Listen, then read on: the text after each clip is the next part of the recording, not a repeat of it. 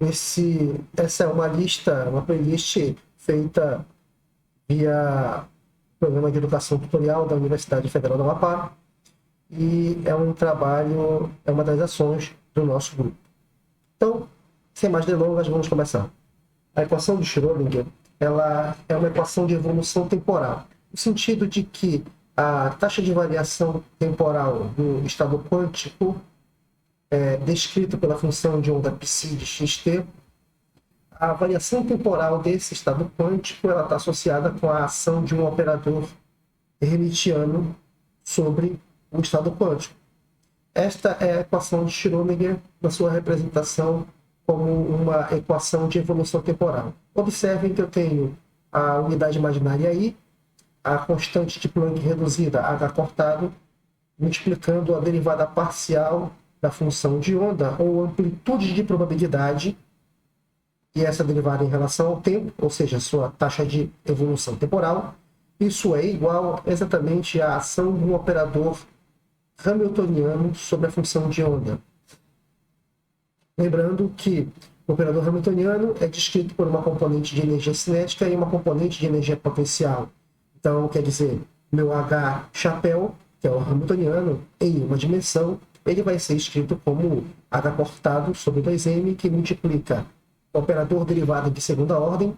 Essa parcela contém a energia cinética, então daqui você pode ver que a energia cinética tem uma componente muito forte, uma associação muito forte com a curvatura da função de onda, uma vez que ela tem a segunda derivada. E a outra parcela do hamiltoniano é o operador de energia potencial, que para diferentes sistemas quânticos ele vai assumir formas diferentes. A gente vai ver o curso quadrado infinito, função delta, oscilador harmônico e etc.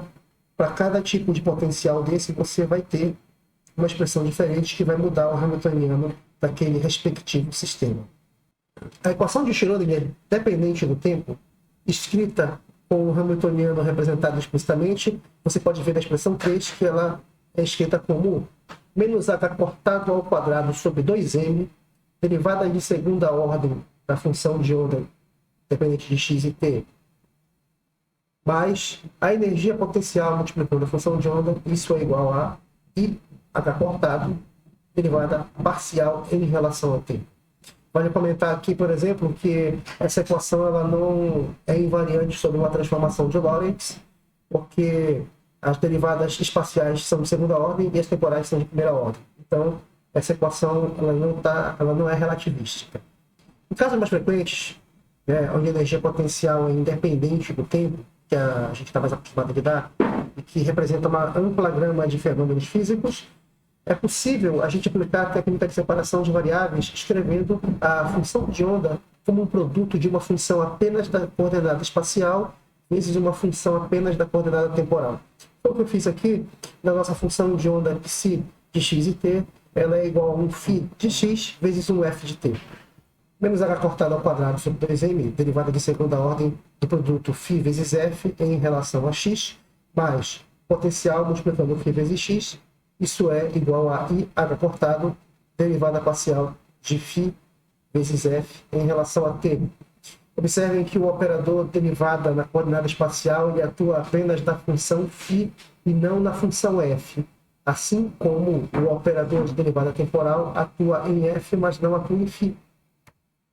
Bom, eu posso multiplicar essa expressão inteira por 1 sobre φ vezes f, e aí com isso eu obtenho uma equação, eu consigo reescrever essa expressão para uma equação que só depende das coordenadas em x e outra equação que só depende das coordenadas em t. Bom, como eu tenho duas equações com duas coordenadas de cada lado, independentes, então a única maneira de elas serem iguais é se elas forem iguais à mesma constante. Essa constante de separação, no caso, ela é a própria energia do sistema. Para resolver, continuar a resolução da nossa equação de Schrödinger com separação de variáveis, vamos resolver o problema mais simples, que é a taxa de variação temporal, uma vez que ela é uma derivada em primeira ordem, uma equação diferencial em primeira ordem do tempo. Resolvendo essa equação, a gente vai direitinho, você observa que a derivada de f em relação a t é menos i e f sobre h cortado. Quer dizer, uma função cuja derivada é proporcional a ela mesma, ela tem que ser uma exponencial. E essa é a nossa solução. Aqui não são necessárias as constantes de integração, porque elas vão aparecer mais lá na frente, naturalmente. É claro, se a minha dependência temporal da função de onda, a minha f de t, puder ser escrita como e elevado a menos i et sobre h cortado, isso vai ser igual a menos i ômega t, se a gente lembrar que a energia pode ser escrita como h cortado ômega. A outra parte da equação de Schrödinger nos fornece a dependência espacial da função de onda, né? E ela vai ser diferente nos diferentes sistemas unidimensionais através da energia potencial. Cada sistema físico vai ter uma energia potencial característica associada e por aí vai.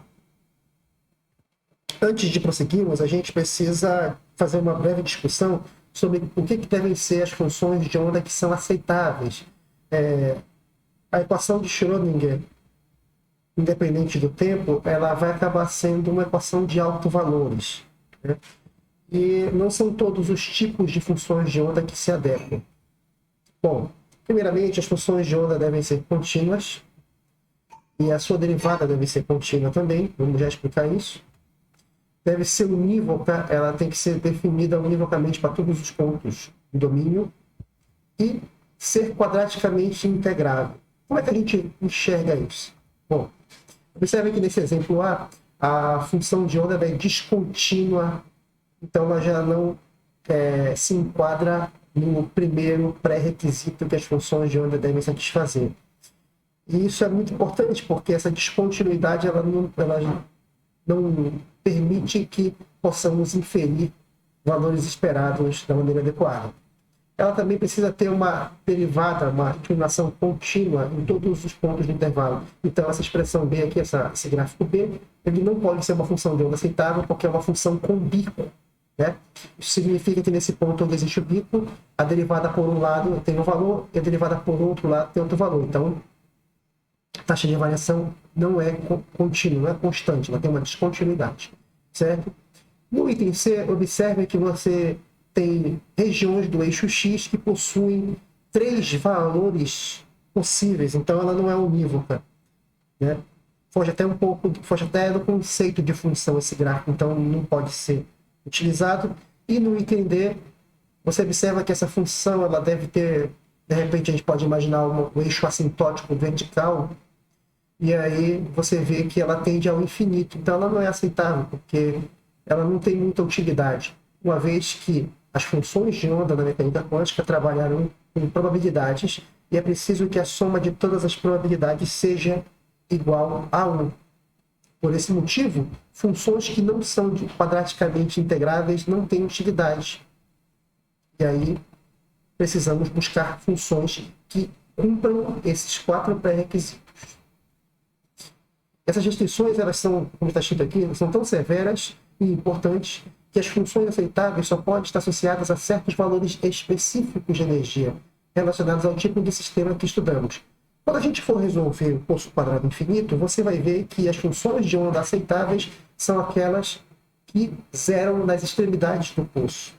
E isso é uma condição de contorno física. Não é todo tipo de função que vai fitar corretamente e encontrar o zero nas extremidades do poço quadrado finito. Apenas um certo conjunto discreto de funções de onda. E como a cada função de onda eu vou associar um valor de energia, eis que já surge para vocês de uma maneira quase lúdica a quantização da energia. Cada valor de energia associado a uma função de onda, como não são todas as funções que são aceitáveis, apenas alguns valores de energia são aceitáveis. Quando você passa de um meio para o outro, a função de onda ela deve conservar a probabilidade. Então ela tem que ter uma certa continuidade. E, de alguma maneira, ao passar de um meio para o outro, ela vai ter que cumprir os pré-requisitos que falamos anteriormente. Como é que isso funciona? Bom, devido às densidades de probabilidade serem definidas como módulo ao quadrado das funções de onda, essas são as densidades de probabilidade por unidade de comprimento, então a soma de todas as probabilidades tem que ser igual a 1. Essa é a nossa famosa condição de normalização. Né? E a gente sabe que a derivada, então, de tudo isso tem que ser igual a zero. Não é verdade? Ser igual a uma constante derivada disso é igual a zero. Então, se a probabilidade se conserva, ela deve obedecer uma equação da continuidade. Como muitas quantidades na física, elas obedecem equações de continuidade, assim como a carga elétrica, a massa, sempre consegue encaixar em uma equação de continuidade. No caso, para a probabilidade se conservar, ela vai obedecer a nossa equação de continuidade, desde que a gente defina de maneira conveniente uma densidade de corrente de probabilidade, como está escrito na expressão 11. A nossa J de xt vai ser igual a H cortado sobre 2mi, que multiplica π estrela, derivada de π em relação a x, menos π, derivada de π estrela em relação a x. Essa é a nossa densidade de corrente de probabilidade. Se trabalharmos dessa maneira, seremos capazes de demonstrar que a equação de Schrödinger recai em uma equação de continuidade. Essa parte fica como exercício, eu vou adotar um caminho mais curto. O caminho mais curto seria o seguinte: se a gente tem uma equação de continuidade envolvendo a densidade de probabilidade, ou de xt, e a densidade de corrente de probabilidade J de xt, então, em uma dimensão, ela tem que ser descrita por essa expressão 12. E essa expressão 12 é justamente a equação de continuidade unidimensional. Particularmente, quando o nosso sistema é estacionário, no sistema estacionário, você pode escrever a tua função de onda como um produto da dependência espacial, φ de x, vezes o e elevado a menos iet sobre a cortada. O que acontece com isso é que a densidade de probabilidade passa a ser independente do tempo. Se a densidade de probabilidade é independente do tempo, depende apenas de x, o que nós vamos ter? Nossa densidade de corrente ela tem que ser contínua, tem que ser constante em todo o domínio do eixo x. Se a gente fizer uma manipulação rápida com essa constatação, a gente vai perceber que ao redor de um ponto como, por exemplo, a origem do sistema de coordenadas, a gente tem que ter uma continuidade na nossa densidade de corrente de probabilidade. A gente faz a integral do que sobrou da equação da continuidade em torno da origem do zero, no intervalo infinitesimal menos epsilon até epsilon, e isso vai me fornecer uma j de epsilon, t, menos uma j de menos epsilon, t. Isso tem que ser igual a zero, uma vez que a gente está usando a equação de continuidade com a constatação de que a densidade de probabilidade não depende do tempo. No limite que a gente faz esse parâmetro epsilon tender a zero, você vai ver que ao redor da origem a densidade de corrente de probabilidade tem que ser contínua. Se você vier se aproximando da origem do zero pela direita, tem que ser o mesmo valor quando você se aproxima pela esquerda. Isso nos mostra que a densidade de corrente de probabilidade tem que ser contínua. Para que ela seja contínua, a função de onda e a sua primeira derivada, no mínimo, tem que ser contínuas.